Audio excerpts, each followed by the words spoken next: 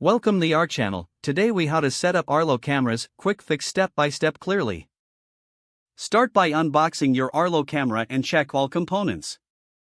Plug in the camera to charge it fully before installation. Download the Arlo app from the App Store or Google Play Store. Open the app and create an account or log in if you already have one. Tap on the plus icon to add a new device. Select your Arlo camera model from the list. Follow the on-screen prompts to ensure the camera is in pairing mode. For most cameras, press and hold the sync button until you see the LED light blink.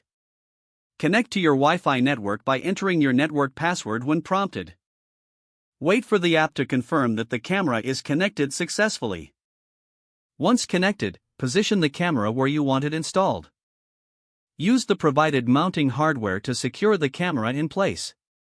Adjust the camera angle as needed to ensure the best coverage. Make sure to test the camera's view through the app to confirm it captures the desired area. You can customize your camera settings, including motion detection and alerts, in the app. Finally, ensure that your camera is up to date with the latest firmware by checking the app. Your Arlo camera setup is now complete and ready to monitor your space. If the page does not load, refresh the browser or try again in a private or incognito window. Make sure you are using the correct email address, then retype it carefully to avoid small typos. If your password is not accepted, use the reset option and create a new strong password you can remember. Check your spam folder for verification or security emails, then complete any requested confirmation steps. Enable two-factor authentication if available to improve account security and reduce unauthorized access risk. After signing in, review your profile details so your contact information and settings are accurate and current.